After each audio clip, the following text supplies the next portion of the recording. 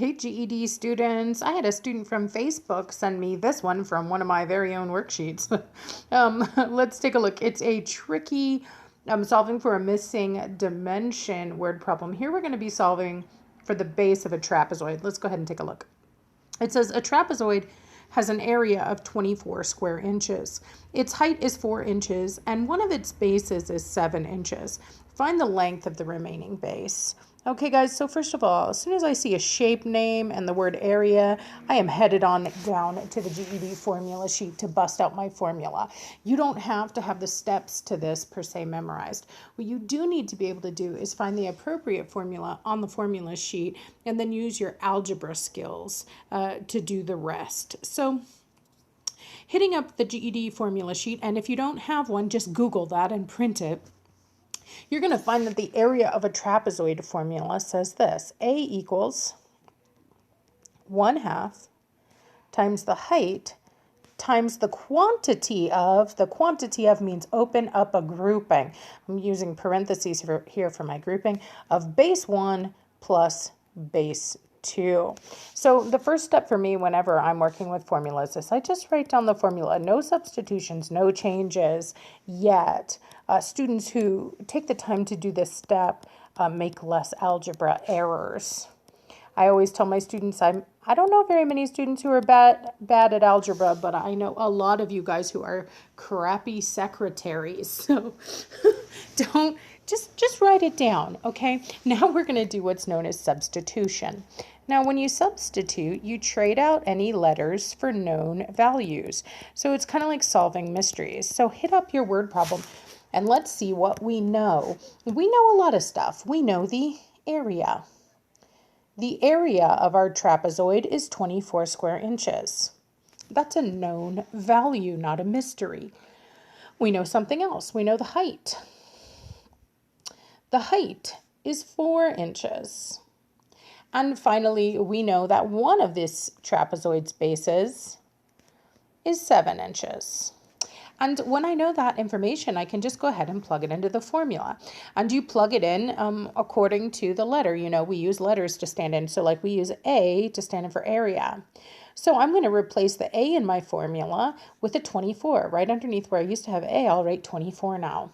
Now careful, don't change where equal signs are and don't change numbers. So I need to see my 1/2. But if you know what the height is, you do. The height is 4. You don't need to use the mysterious H anymore. You can plug in the number 4. Now I'm going to do that in parentheses because do you see how the 1/2 and the H are shoved together like that with nothing between them? That means they're multiplying. So 1/2 times 4.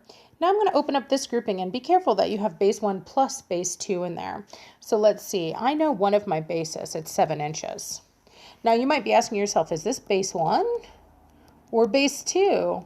And it doesn't matter, but you'll probably make, it actually doesn't matter a bit. So I'll just plug it in for, who cares, base 1, and then I'm just going to call base 2 B because sometimes people think this little 2 down here is math to do. It's not. It just means second base, first base, second base. Okay, guys? Mathematicians do that when we're using the same letter for different numbers. We'll use that, what we call a subscript. Okay, so my new formula now with the substitution says 24 is equal to 1/2 times 4 times the quantity of 7 plus B. And now it's time to use my algebra skills in order to solve for B, to figure out what B is equal to. Now remember, a really wise wisdom principle here is always to simplify before you solve. So if there's any forwards math I know how to do on either side of the equation, I should go ahead and do that. So let me pick out a different color so I can show you here. If you look at the left-hand side of my equation, there's nothing to do over there. There's no simplifying, so I'm just going to leave that side alone. But on the right-hand side, I do see some math I know how to do. For example, I know how to take 1/2 of 4. I can go ahead and I can do that. I can simplify. So let's do that. 1/2 of 4 is 2.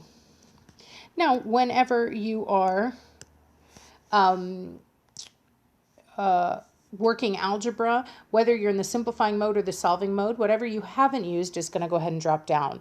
So the student who sent me this dropped the plus sign by accident when they were recopying. Again, they're I've not met a lot of students bad at algebra, but some pretty crappy secretaries. So don't drop symbols. And that's super important, okay? And I'll drop my 24 here. Okay, great. And now I am going to, now there's actually two different ways I could go about with the problem right now, but I'm going to continue with my general principle of simplifying before I solve. So I see how this 2 is shoved up against these parentheses. So I am going to distribute that 2 and do that multiplication that's implied there. So 2 times 7 is 14. And 2 times positive b will be positive 2b. And now I can start solving this equation, working to get the letter alone. There's no more simplifying I can do. I couldn't even add 14 and 2b if I wanted to, because they're not like terms. So it's time to start solving, working to isolate b, get it alone. And remember, we do that by working backwards. We're like undoing math, and that's allowed as long as we do it to both sides of the equation. So the first thing I'm going to get rid of is anything adding or subtracting with b. That's what 14 is doing, so I'll subtract him from both sides. Now, what will my new equation be after making that change on both sides? Well, 24 minus 14 is 10. Now, 14 minus 14 is nothing, so all I have left is, 0 plus 2b, or nothing plus 2b. That's just 2b. Now, I'm almost done, but b is not quite alone. I got to get rid of that 2. I always get rid of things by doing the opposite. So you have to ask yourself, what are 2 and b doing right now? We'll see how they're shoved together like that. Once again, that means they're multiplying. So I'm going to do the opposite. I'm going to divide. Now, again, you only have the power to do the opposite, to be disobedient, to undo math, if you would, if you do it to both sides. So I'm going to hop across the equal sign, do the exact same thing. I'm going to divide the other side of the equation by 2 as well. And let's see what my new equation will be. Well, 10 divided by 2 is 5 on the left-hand side. And multiplying and dividing by 2 are opposites. They cancel, so I get 5 is equal to b. So how big is my base? My base is 5 inches long.